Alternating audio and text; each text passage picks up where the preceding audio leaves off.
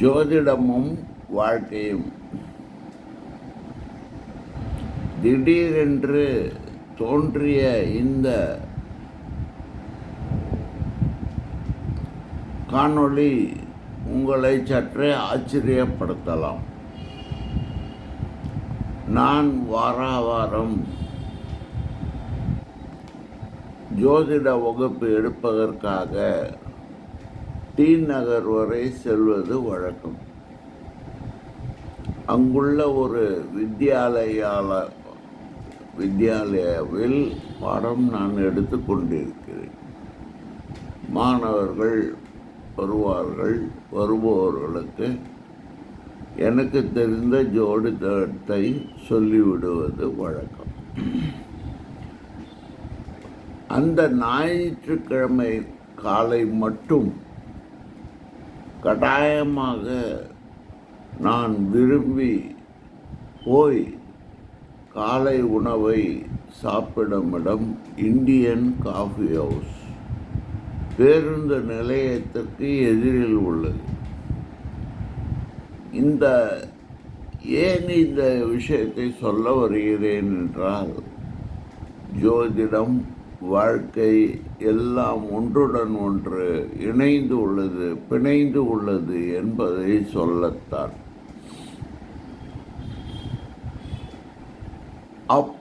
அப்படி என்றால் நானே விரும்பி ஆசைப்பட்டு ஒரு இடத்திற்கு போய் உணவருந்த முயற்சி செய்கிறேன். இது காதல் திருமணம் என்று கூட நினைத்து கொள்ளலாம். என்னுடைய வீட்டில் காலை உணவை சாப்பிட்டு விட்டு போங்கள் என்று சொல்வதற்கு மாறாக நானாக எடுத்த முடிவு. நன்றாக புரிந்து கொள்ளுங்கள். வாழ்க்கையில் நாம் எடுக்கும் எந்த முடிவுக்கும் நாமே தான் பொறுப்பு. இந்தியன் காஃபி ஹவுஸில் 1998 2013-17 வரை ஞாயிற்றுக்கிழமை தவறாமல் காலையில் அங்கு அமர்ந்து 2 இட்லி சாம்பார், ஒரு வடை, ஒரு காபி என்பது எனது கட்டாயமான மெனுவாக இருக்கும். அங்கு வேறு எந்த காலை உணவையும் எனக்கு பிரியமாக நான் சாப்பிடுவதில்லை. அந்த சாம்பாரில் அந்த கொடுத்த இட்லி, வடை இவைகளை நன்றாக அழுத்தி சிறு சிறு துகள்களாக ஆக்கி அதை ருசித்து சாம்பாருடன் சாப்பிடும் சுவைக்கு நான் அடிமையாகிவிட்டது உண்மை. இது 2வது தவறு தத்துவமாகும்.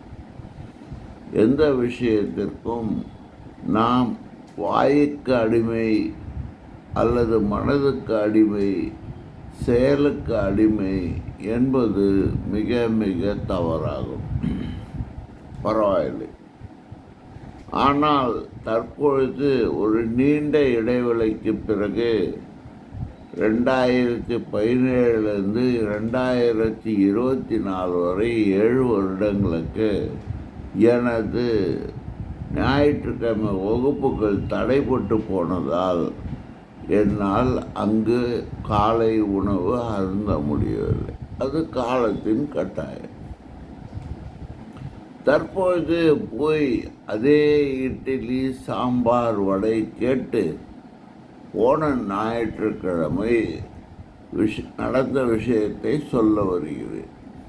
இதில் என்ன ஜோதிடம், இதில் என்ன தத்துவம் என்பவர்களுக்கு என்னுடைய அறிவுரையாக தயவு செய்து இந்த காணொளியை முழுமையாக காணுங்கள். 2 இட்லி, ஒரு வடைக்கு உண்டான காசு இப்பொழுது நான் கொடுக்கப்பட வேண்டும் கட்டாயமாக. சாம்பார் இந்த வாரம் வெறும் நன்றாகவே இல்லை என்பதுதான் எனது கருத்து. அப்பொழுது நமக்கு இருக்கும் ஆப்ஷனாக நமக்கு இருக்கும் வாய்ப்பாக ஒன்று அந்த சாம்பாரை எல்லாம் ஊற்றி விட்டு இட்லிக்கு சட்டினி கேட்க வேண்டும். அதுவும் முடியாது.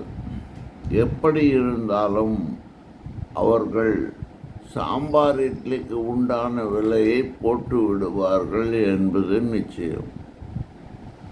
அப்படி என்றால் அந்த இட்லியை சிறு சிறு துகள்களாக ஆக்கி நான் அந்த சாம்பாரில் சாப்பிடும்போது எனக்கு என்னவோ பிடிக்கவில்லை.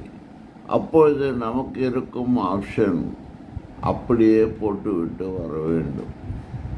வடை நன்றாக இருக்கும் மொறு என்று வாரம் எண்ணிக்கொண்டு போன என்னுடைய மனதில் பெரிய இடி விழுந்தது போல போன வாரம் சரியாகவே இல்லை, வேகவில்லை.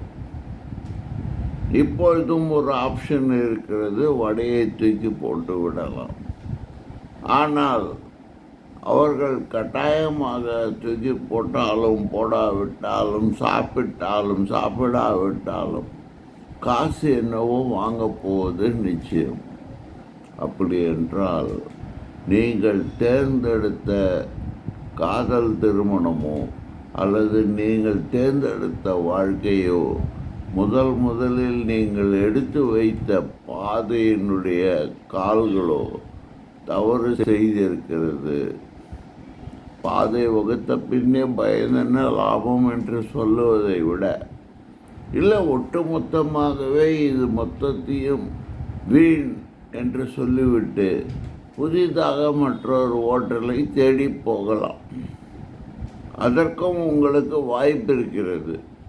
ஆனால் அப்படி பயன்படுத்தினால் இந்த வாழ்க்கையே முதலில் எடுத்த முடிவை வாரம் நீங்கள் ரசித்து சுவைத்து உங்களுக்கு என்று ஒரு வைத்து கொண்ட ஒரு பேராசையை இழந்ததாகத்தானே அர்த்தம். அப்பொழுது நீங்கள் வாழ்க்கையில் நீங்கள் எடுத்த முடிவு தவறு என்று தானே அர்த்தம். வாழ்க்கையில் சாம்பாரை ஒதுக்கி வைத்துவிட்டு கடகடவென்று இட்லி துகள்களை கிடைத்த சாம்பாரில் லேசாக சாப்பிட்டு விட்டு வெளியே வந்து விடலாம். இதுவும் ஒரு விதத்து சாத்தியக்கூறுதான். ஆக கிடைத்த மன வாழ்க்கையை அட்ஜஸ்ட் செய்து கொண்டு நாமே ஒத்துப்போவது நல்லது. ஏற்கனவே 2 இட்லி ஒரு வடை வாங்கிவிட்டதற்கு உள்ளர்த்தமாக நமக்கு குழந்தை பிறந்தது என்று வைத்து கொள்ளலாம். அப்படி என்றால் உங்களுடைய சாம்பார் மனைவியோ அல்லது மன வாழ்க்கையோ ஆகிறது. இட்லியும் வடையும் உங்களுக்கு இருக்கும் மக்களை இருக்கிறது. இட்லி சரியாக இருந்தாலும் வடை சரியாக இருந்தாலும் சாம்பார் சரியாக இருந்தாலும் அது உங்களுடைய ஜோதிடத்தில் உங்களுக்கு கிடைத்த பலனாகத்தான் கருத வேண்டுமே தவிர அல்லது அதிர்ஷ்டமாகும் என்று சொல்லிக்கொள்ளலாம். இப்படி எந்த விதமான வார்த்தை சொன்னாலும் வாழ்க்கையில் மன வாழ்க்கையில் நீங்கள் தேர்ந்தெடுத்தாலும் உங்கள் பெற்றோர்கள் தேர்ந்தெடுத்தாலும் அதுவும் சாம்பாரும் இட்லியும் வடையும் போலத்தான். யோசித்து பாருங்கள். நீங்களே முடிவு செய்து கொள்ளலாம். நீங்கள் செய்யும் முடிவுதான் உங்கள் வாழ்க்கையை தீர்மானிக்கப் போகிறது. சுற்று வட்டாரத்தில் ஹோட்டலே இல்லை என்று ஒரு அனுமானம் செய்து கொண்டால் காலை உணவு அம்போ கோய்ந்தா தான். ஆக அதையும் யோசிக்க வேண்டும். அல்லது உம்மிடம் இருக்கும் பொருளாதார வசதி இதற்கு பிறகு வேறு எந்த ஹோட்டலுக்கும் போக முடியாத நிலை கூட இருக்கலாம்.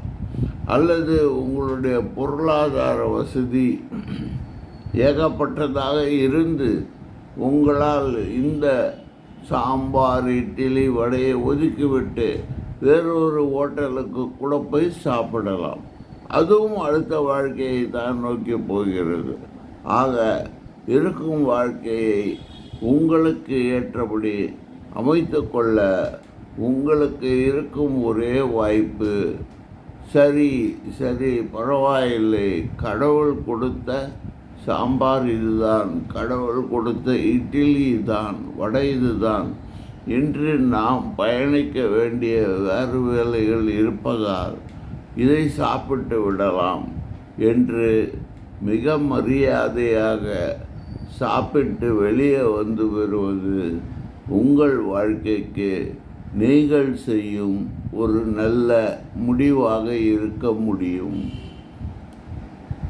யோசித்து பாருங்கள். வாழ்க்கையை சிறப்பாக ஆக்கிக்கொள்ள என்ன செய்ய வேண்டும் என்பது நீங்கள் எடுக்கும் முடிவான சாம்பார் இட்லி வடையில் இருக்கிறது என்பதை ஜோதிடத்தின் மூலமாக உணர்ந்து கொள்ளுங்கள். காலை வணக்கம். நன்றி.